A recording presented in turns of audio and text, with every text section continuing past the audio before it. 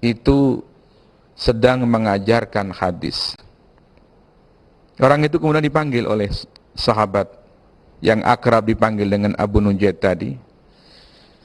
Dia ditanya, andai kata Anda dan teman-teman Anda hanya mau memakai Al-Quran, dari mana Anda tahu bahwa sholat duhur itu 4 rakaat, sholat asar 4 rakaat, sholat maghrib 3 rakaat dan sebagainya?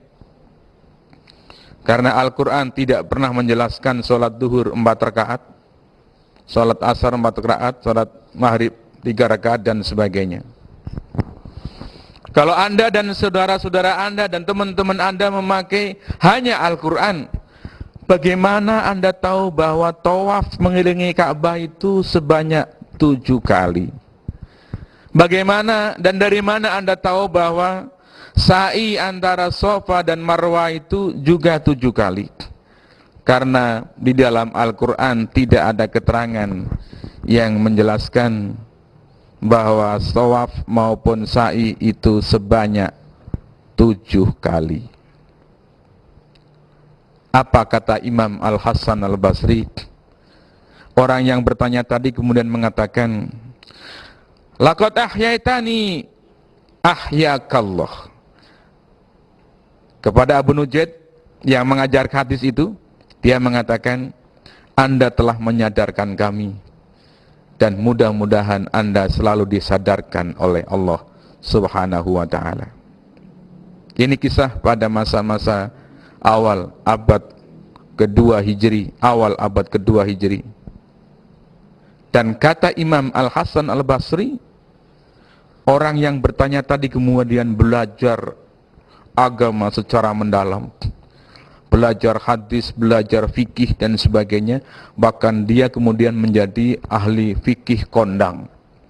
Namun Imam Al-Hasan Al-Basri tidak menerangkan siapa nama orang itu. Tapi yang jelas ini terdapat di kawasan Irak. Nah, jadi kalau kita boleh membagi ingkarus sunnah itu ada 2 bagian dari sejarah ini ya. Pertama, ingkarus sunnah yang klasik itu muncul di Irak, khususnya di Basrah.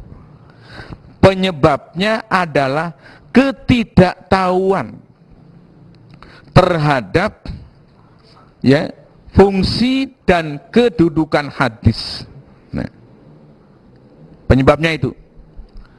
Sehingga setelah mereka diberitahu, maka sikap mereka bagaimana? Sikap mereka kembali kepada ajaran yang benar, yaitu menerima hadis atau sunnah Nabi sebagai sumber syariat ajaran Islam. Ini Imam Syafi'i rahimahullah dalam kitabnya Al-Um juz yang ke-7 juga menyebutkan perdebatan yang sangat luas terhadap orang yang tidak mau memakai hadis sebagai sumber syariat Islam. Beliau rekam dalam kitabnya Al-Um. Dan akhirnya orang-orang itu kembali mau menerima hadis sebagai sumber syariat Islam. Maka praktis setelah abad ketiga Hijri, apa yang dinamakan dengan ingkarus sunnah itu sudah punah, hilang dari peredaran. Maka sejak abad ketiga Hijri tidak ada lagi gerakan ingkarus sunnah. Buku-buku tidak mencatat adanya munculnya tokoh-tokoh ingkarus sunnah pada abad-abad selanjutnya. Baru kemudian setelah umat Islam dijajah oleh kolonialisme, muncul kembali pemikiran-pemikiran, bahkan dapat disebut sebagai gerakan yang anti hadis, anti sunnah, atau yang lazim disebut sebagai gerakan ingkarus sunnah. Kalau kita bandingkan, pada masa klasik sifatnya masih pribadi, maka ingkarus sunnah pada masa modern itu sudah melembaga dan bersifat organisasi. Ini bedanya. Penyebabnya kalau pada masa klasik adalah ketidaktahuan tentang eksistensi berikut fungsi dan kedudukan sunnah dalam Islam. Maka pada masa modern, penyebab ingkarus sunnah adalah pengaruh dari pemikiran-pemikiran kolonialis, ya, termasuk orientalis dan sebagainya. Maka akibatnya, ketika pada masa klasik diberitahu bahwa sunnah ini demikian, apa reaksi mereka? Mereka kembali mengikuti ajaran yang benar. Tapi anggarus sunnah yang modern, setelah diberitahu, mereka tidak mau kembali kepada ajaran yang benar. Ini karena penyebabnya memang berbeda, ya. Lokasinya apabila ingkarus sunnah klasik muncul di Irak, khususnya di Basrah. Ingkarus sunnah modern muncul justru di Mesir, di Kairo. Muncul justru di Pakistan, ya. Garis miring India, karena waktu itu sebelum merdeka, India dan Pakistan adalah satu negara. Pertanyaannya, mengapa muncul di Mesir? Karena Mesir adalah kiblat, ya, ilmiah dunia Islam. Mesir dengan Al-Azharnya adalah mercusuar kebudayaan Islam, di mana seluruh dunia dalam masalah ilmiah berkiblat ke Al-Azhar di Mesir. Bahkan sampai sekarang. Oleh sebab itu penjajah, kolonialisme, orientalisme merasa berkepentingan untuk menghancurkan Al-Azhar. Kalau ini dihancurkan, maka pengikutnya akan ikut hancur. Namun alhamdulillah sampai sekarang tidak hancur. Mengapa muncul di Pakistan?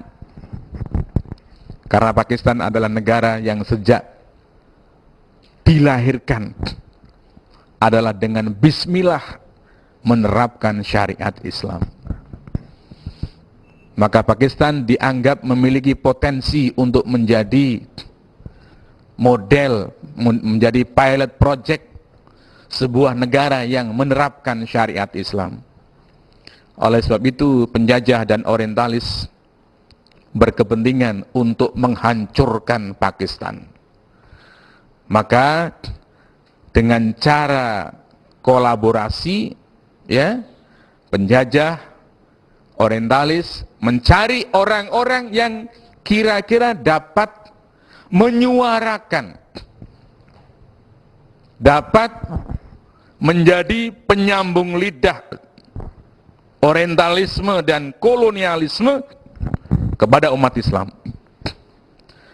Maka dicatat di Mesir banyak tokoh-tokoh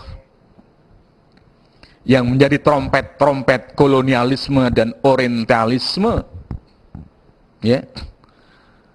Ada misalnya disebut seorang yang bernama Ahmad Amin, ya. Dalam bukunya Fajrul Islam, dia telah meragu-ragukan, membuat orang ragu minimal terhadap urgensi sunnah dalam agama Islam. Dan masih banyak nama-nama lain. Dan yang paling keras adalah seorang yang bernama, ya, dalam kitabnya ini Adwaun ala as-sunnah al-muhammadiyah. Kalau diterjemahkan menjadi soratan terhadap sunnah Nabi, ya. Ya, orang yang bernama Mahmud Abu Rayyah itu. Ini tokoh ingkarus sunnah modern, ya, dari Mesir. Dan sederet nama-nama lain. Di Pakistan kita melihat ada nama dengan organisasinya. Organisasinya menarik sekali, namanya adalah Jam'iyah Ahlul Quran. Ya, organisasi keluarga Al-Quran. Isinya adalah menolak hadis